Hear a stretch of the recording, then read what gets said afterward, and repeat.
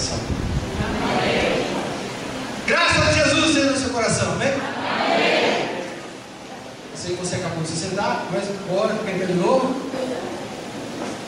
Queria que você desse um abraço bem apertado que está do seu lado. Aquele famoso quebra costela. Abençoe quem está do seu lado, que abençoe o nome de Jesus. Dê um abraço e dê uma bênção para quem estiver do seu lado.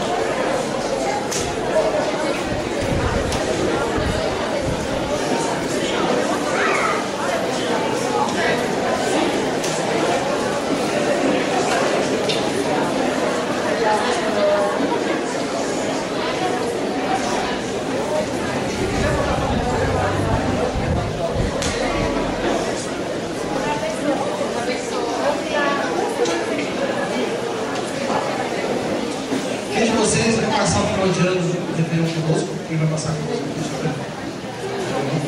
E o Natal, quem vai passar o dia 24 conosco? Quem vai passar? Se você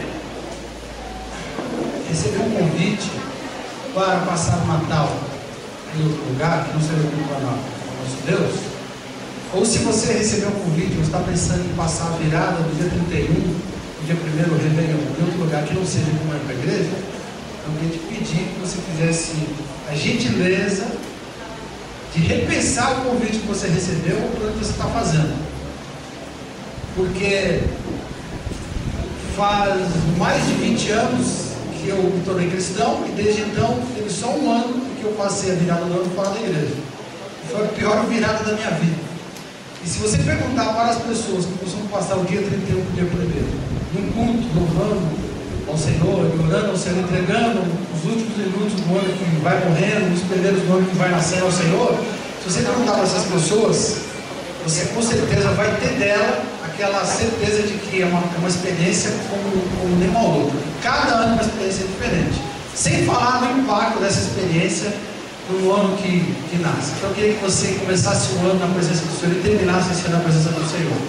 E no dia 24, como simbolicamente nós comemoramos o aniversário de Jesus, então me parece que para você que serve ao Senhor Jesus, faz muito sentido você passar o dia 24 sem prestar uma homenagem solene àquele que simbolicamente faz aniversário no dia 24, perdão, no dia 25, comemorar o dia 24 ao Senhor Jesus. Então a gente vai ter o nosso culto aqui no dia 24, das 8 até as 10 da noite, depois você vai passar para a sua família, e no dia 31, lá pelas 10 horas, a gente vai começar o nosso culto e vamos até, sei lá, umas 3 horas da manhã.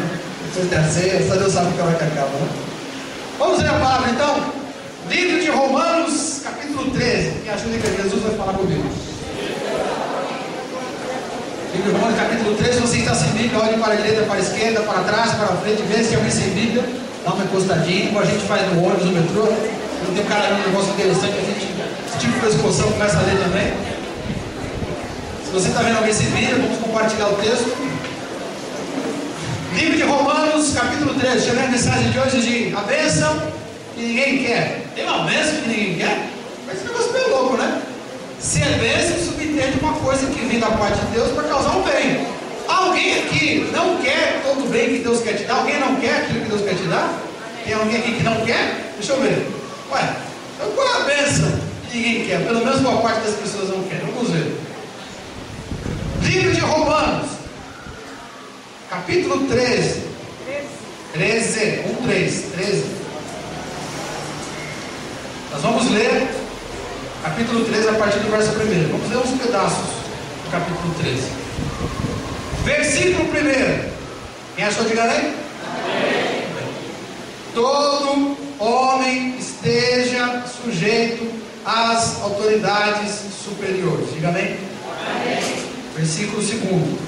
De modo que aquele que se opõe à autoridade resiste à ordenação de Deus. Diga amém? Amém. Capítulo 13, versículo 3.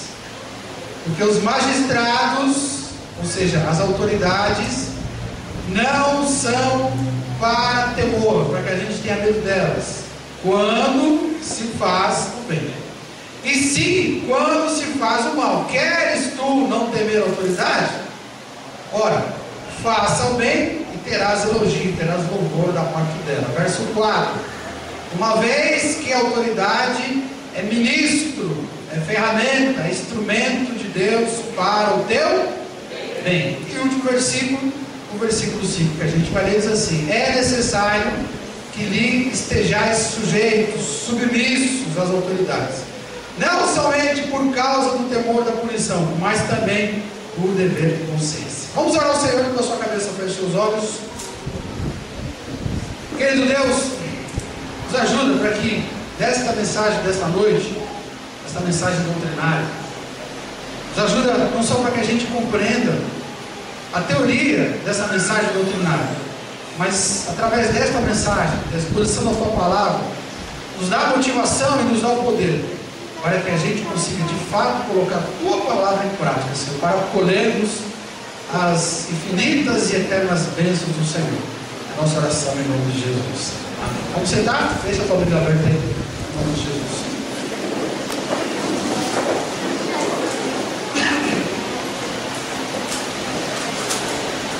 A diferença primordial entre cristãos e pagãos, palavra meio esquisita, né? Mas a palavra certa é essa. A diferença entre cristãos e pagãos, existe várias diferenças, mas tem uma diferença que na prática é a diferença mais primordial.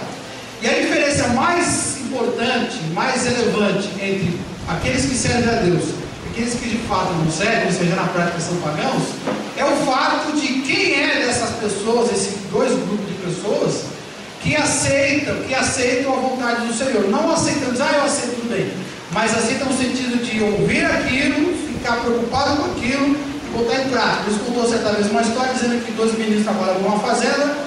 O pai disse assim para um deles: filho, vai ali fazer tal serviço na fazenda. O moleque disse: tá bom pai, eu vou lá fazer, e saiu fora. Só que ao sair fora, em vez de fazer o trabalho, na verdade ele foi vagabundar, foi gandear em qualquer lugar, foi dar um rolê, deu um chapéu no pai dele. Então o pai não fez nada. E a outra disse assim para o outro filho: filho, vai fazer tal trabalho. Aí o moleque disse: não, porque eu não quero fazer, que eu estou com preguiça, que eu estou cansado, não sei o quê. Mas quando o pai virou as costas, como é que eu não aqui, velho?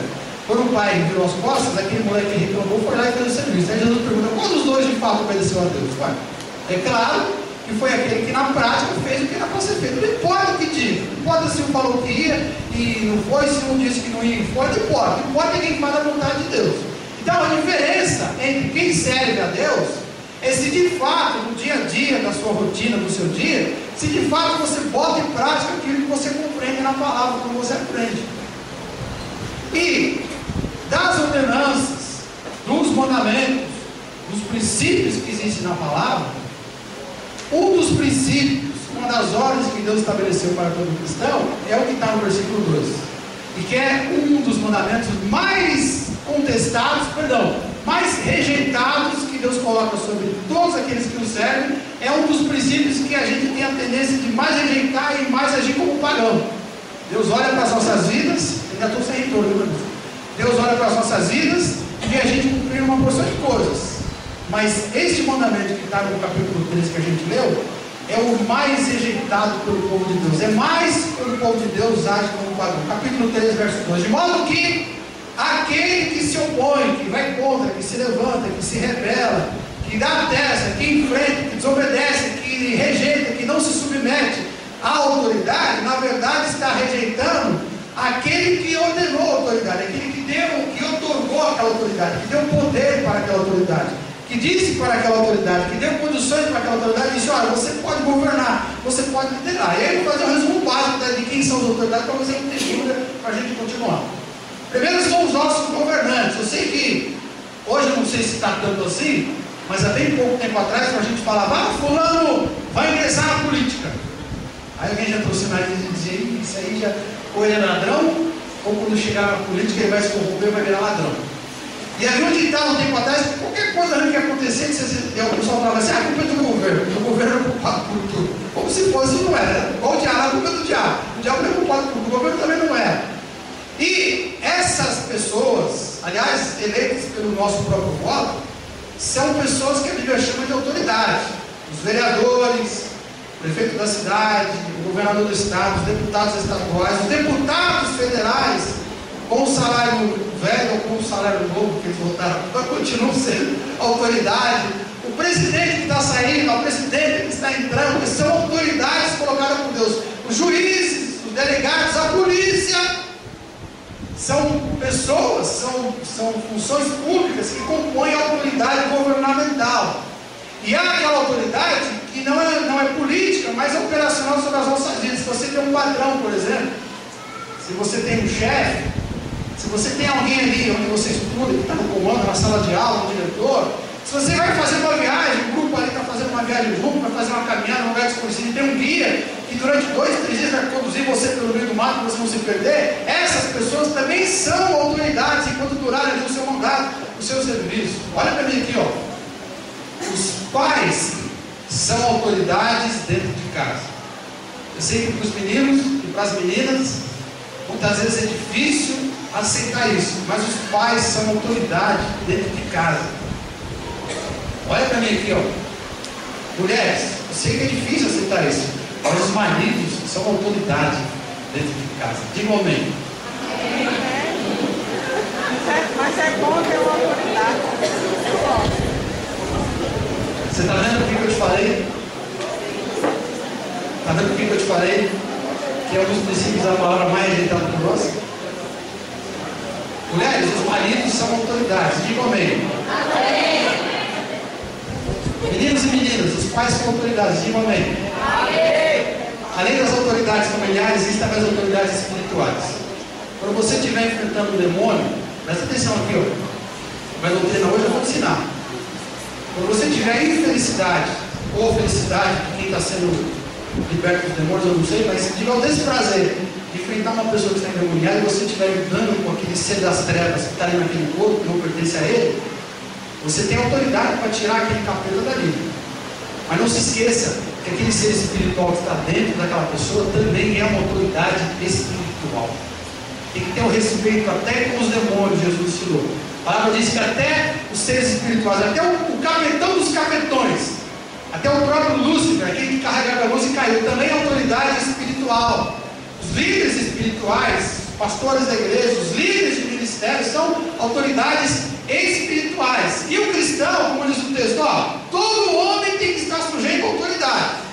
Isso é para todas as pessoas, cristão ou não cristão. Mas diz o verso 2 que aquele que resiste à ordem de Deus, na verdade está resistindo a Deus. Se eu sou um cristão, se eu sirvo a Deus, supõe-se que eu não resisto a Deus.